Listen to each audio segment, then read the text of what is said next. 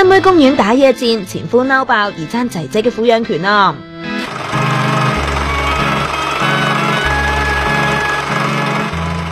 嚟過香港揾食嘅庵妹，今年5月同陳子強結束5年嘅婚姻，多次就話仔個監護權打官司。原本就協議由庵妹主要負責照顧阿仔，兼共同享有監護權噶。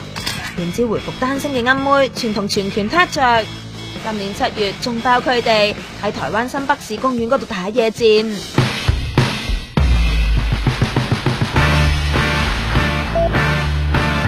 雖然佢哋就唔認啊，但係今個月2號就俾地檢署起訴，認定佢哋有性行為啊。